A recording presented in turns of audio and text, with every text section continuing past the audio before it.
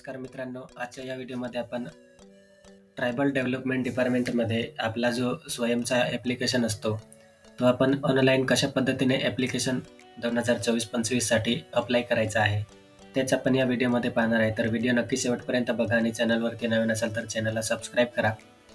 तर मित्रांनो, पहिल्यांदा आपल्याला या ठिकाणी swayammahaonline.gov.in या वेबसाईटवरती व्हिजिट करायचं आहे. त्यानंतर आपल्याला अशा प्रकारचा इंटरफेस दिसेल. तर या ठिकाणी आपल्याला सिम्पली आपला जो युजर नेम आणि पासवर्ड असतो तो एंटर करून आपल्याला लॉग इन करायचा आहे.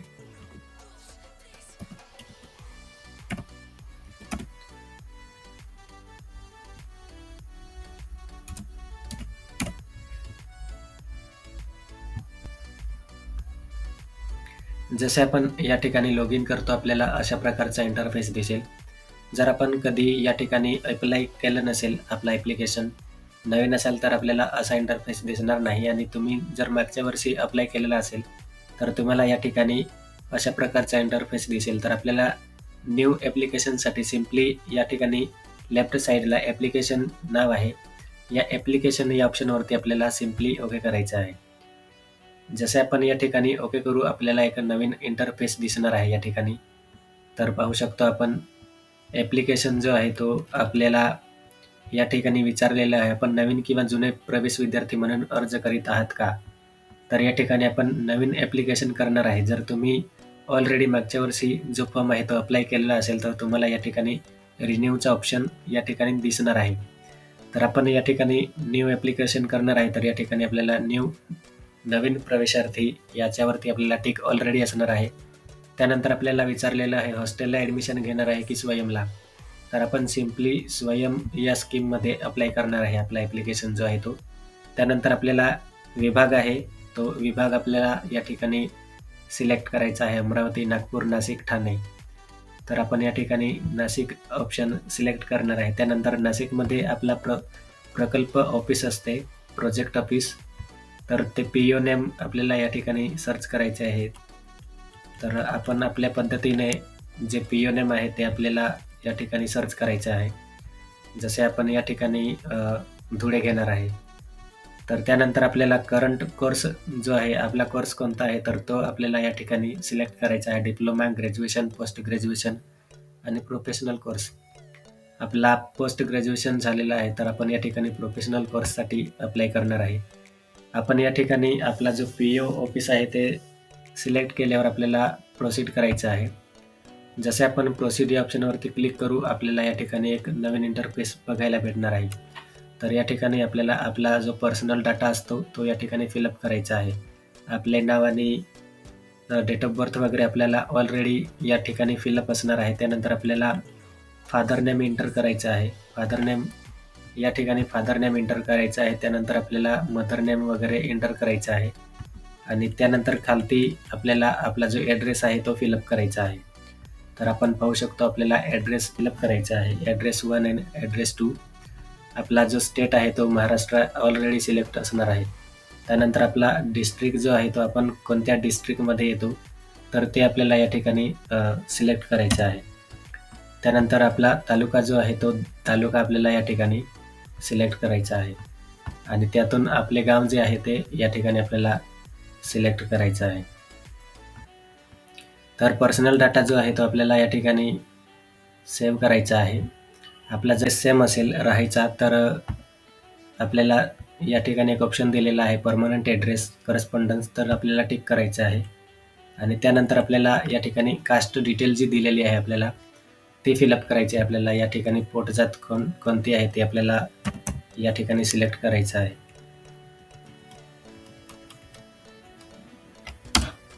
आपली पोटजात सिलेक्ट केल्यावर आपण या ठिकाणी येस ऑर नो आपण आपल्या पद्धतीने करू शकतो. त्यानंतर अदर डिटेल आहे या ठिकाणी दिलेली. तर अदर डिटेलमध्ये आपण हे जे आहे ते कॉमन आहे आणि त्यानंतर आपल्याला एक ॲन्युअल इन्कम जी आहे ती एंटर करायची आहे. त्यानंतर आपण BPL आहे काय हे आपण या ठिकाणी सिलेक्ट करायचं आहे आणि आपला जो कार्ड नंबर असतो तो एंटर करायचा आहे. आणि त्यानंतर आपण EBC मधून येत असाल तर आपल्याला या ठिकाणी टिक करायचं आहे. त्यानंतर आपल्याला कास्ट सर्टिफिकेट जो असतो त्याचा या ठिकाणी नंबर टाकायचा आहे आणि कास्ट व्हॅलिडिटी असेल तर आपल्याला ऑप्शन दिलेला आहे या ठिकाणी कास्ट सर्टिफिकेट नंबर एंटर करायचा आहे आपल्याला. कास्ट व्हॅलिडिटी नंबर असेल तर टाकू शकतो, नसेल तर नाही टाकला तरी चालेल. त्यानंतर खालती आपल्याला आपला पॅन कार्ड नंबर असेल तो आपण या ठिकाणी एंटर करू शकतो, नसेल टाकला तरी चालेल. आणि त्यानंतर आपल्याला या ठिकाणी खालती स्पेशली जी डिटेल दिलेली आहे ते आपण आपल्यानुसार सिलेक्ट करू शकतो. जर आपल्याला काही अपंगत्व वगैरे असेल तर ते आपण या ठिकाणी टिक करू शकतो, अदरवाईज ते सोडू शकतो. त्यानंतर आपल्याला ॲडमिशनचा जो डिटेल आहे, ॲडमिशन डिटेल आपण आता सध्या कुठे ॲडमिशन घेतलं आहे ते, तर त्याचं आपल्याला या ठिकाणी डिटेल एंटर करायचे आहे. तर आपण जो प्रकल्प ऑफिसने जो विभाग सिलेक्ट केला होता त्याच्यामध्ये आपले जे लोकेशन आहे ते लोकेशन वगैरे आपल्याला या ठिकाणी एंटर करायचं आहे. जसे आपण लोकेशन एंटर करू त्यानंतर आपला प्रोफेशनल कोर्स आहे, तर प्रोफेशनल कोर्स आपण कुठल्या कॉलेजमधून करतो आहे ते या ठिकाणी आपल्याला आपण ॲडमिशन करताना आपल्याला जी एक ॲडमिशन रिसिप्ट भेटते तर त्याच्यावरती आपल्याला आपल्या कॉलेजचे नाव दिसणार आहे, तर ते या ठिकाणी सर्च करायचं आहे आणि त्यानुसार आपण आपली जी डिटेल आहे ती आपण या ठिकाणी एंटर करू शकतो. त्यानंतर आपल्याला बॅचलर ऑफ मेडिसिन म्हणजे आपला कोर्स कुठला आहे त्याच्यानुसार आपल्याला या ठिकाणी नेम ऑफ कोर्स जे आहे ते सिलेक्ट करायचं आहे. त्यानंतर आपला कोर्स किती वर्षाचा आहे ते कोर्स आपण या ठिकाणी सिलेक्ट करायचा आहे, 5 वर्षाचा. आणि त्यानंतर आपल्या सध्या शिकत असलेल्या अभ्यासक्रमाचे वर्ष दिलेले आहे, तर ते पहिले, दुसरे, तिसरे, 5 वर्षाचा कोर्स असेल तर आपण आता कुठल्या वर्षात आहे ते या ठिकाणी सर्च करायचं आहे, तर आपण पहिले वर्ष सिलेक्ट करणार आहे. आणि तुम्ही जर या ठिकाणी डिप्लोमा नंतर ॲडमिशन घेत असेल तर या ठिकाणी आपल्याला क्लिक करायचं आहे आपल्याला चेकबॉक्सवरती. त्यानंतर या ठिकाणी आपल्याला विचारलेलं आहे आपण 10वी नंतर प्रवेश करत आहेत काय, तर आपण येस नो आपल्या पद्धतीने करू शकतो. या ठिकाणी आपल्याला ऑलरेडी अकॅडमिक इयर दिसणार आहे 2024-25 आणि आपण ॲडमिशन घेतलेला जो ॲडमिशन रिसिप्ट असतो त्याच्यावरती आपण कधी ॲडमिशन घेतले आहे तर त्याचा जो दिनांक असतो म्हणजे डेट असते ती आपल्याला या ठिकाणी एंटर करायची आहे. त्यानंतर आपल्याला या ठिकाणी स्ट्रीम सिलेक्ट करायची आहे. आपण कुठल्या स्ट्रीममधून एज्युकेशन जे आहे ते घेणार आहे, तर मेडिकल एज्युकेशन आहे, इंजिनिअरिंग आहे किंवा अदर आहे, तर आपण आपल्या पद्धतीने या ठिकाणी सिलेक्ट करायचं आहे. त्यानंतर आपल्याला रिसिप्ट भेटली असेल ॲडमिशन रिसिप्ट, तर त्याच्यावरती आपला जो नंबर असतो तो नंबर किती आहे तो या ठिकाणी ॲडमिशन नंबर एंटर करायचा आहे. त्यानंतर या ठिकाणी आपण बघू शकतो एक ऑप्शन दिलेला आहे, मागील वर्षी गव्हर्नमेंट हॉस्टेलला आपण प्रवेश होता का, तर या ठिकाणी आपल्या पद्धतीने येस ऑर नो करायचं आहे. त्यानंतर खालती आपल्याला लास्ट एक्झामिनेशन डिटेल दिलेली आहे, तर मागील वर्षाची जी आपली एक्झामिनेशन डिटेल असेल ती आपल्याला या ठिकाणी एंटर करायची आहे. जसे आपण मागच्या कुठल्या कॉलेजला शिकत होतो त्याचे कॉलेजचे नाव या ठिकाणी एंटर करायचे आहे. त्यानंतर आपण म्हणजे या ठिकाणी कॉलेज किंवा युनिव्हर्सिटी असेल त्याचं नाव एंटर करू शकतो. त्यानंतर या ठिकाणी परत आपल्याला त्या कॉलेजचे नाव किंवा ॲड्रेस जे आहे ते एंटर करायचं आहे आणि कुठल्या कॉलेजमध्ये आपण कुठला कोर्स करत होतो तो कोर्स या ठिकाणी आपल्याला एंटर करायचा आहे.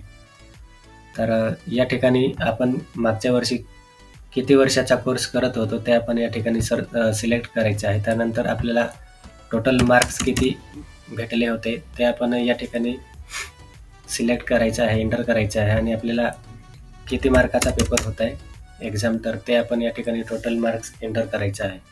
त्यानंतर आपल्याला ऑटोमॅटिक या ठिकाणी पर्सेंटेज आहे ते आपल्याला भेटणार आहे.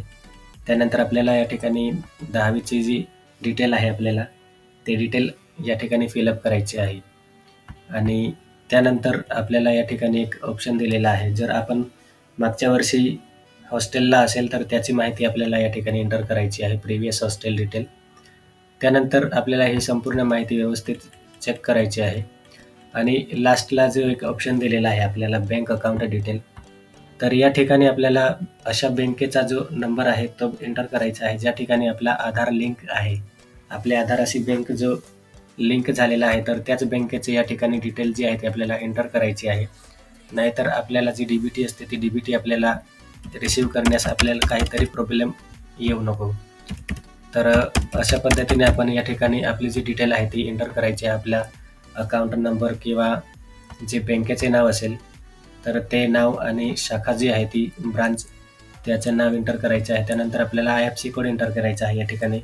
तर आपल्या पासबुकला ऑलरेडी आपला IFSC कोड दिलेला असतो, तर तो IFSC कोड या ठिकाणी एंटर करायचा आहे आणि MICR कोड दिलेला आहे, हा आपण एंटर नाही केला तरी चालेल, ते असू दे असंच. आणि त्यानंतर या ठिकाणी आपल्याला लास्टला विचारलेलं आहे, is the account number seeded with Aadhaar number. तर या ठिकाणी विचारत आहे की आपला जो बँक डिटेल आपण या ठिकाणी एंटर केलेली आहे, ती डिटेल आपल्या आधाराशी लिंक आहे का? तर आपल्याला या ठिकाणी येस करायचं आहे. जर आपलं आधार कार्ड अजूनसुद्धा आपल्या बँकेशी लिंक नसेल, सीड नसेल, तर आपण करून घ्यायचं आहे, कारण या ठिकाणी आपल्याला जी DBT असते ती रिसीव्ह करायला प्रॉब्लेम येऊ शकतो. आणि या ठिकाणी खालती आपल्याला जी डिटेल सूचना दिलेली आहे ती आपण वाचायचं आहे आणि व्यवस्थित समजून घ्यायचं आहे. त्यानंतर आपल्याला चेकबॉक्स करायचं आहे, या ठिकाणी ॲग्री करायचं आहे आपल्याला. ॲग्री केल्यावर या ठिकाणी सेव्ह करायचं आहे आपल्याला. या ठिकाणी जसे आपण सेव्ह करू, आपल्याला नेक्स्ट स्टेप जी आहे ती आपल्याला डॉक्युमेंट अपलोड करायची जी स्टेप आहे ती येणार आहे. तर तुम्ही आपले जे डॉक्युमेंट आहे ते व्यवस्थित अपलोड करायचं आहे आणि अपलोड केल्यावर आपला जो फॉर्म आहे तो अप्लाय होणार आहे. तर अशा पद्धतीने आपण या ठिकाणी स्वयंचा जो फॉर्म असतो तो ऑनलाईन आपण अप्लाय करू शकतो. तर आय होप मित्रांनो आपल्याला हा व्हिडिओ आवडला असेल, आणि व्हिडिओ आवडला असेल तर नक्की लाईक करा. थँक्यू.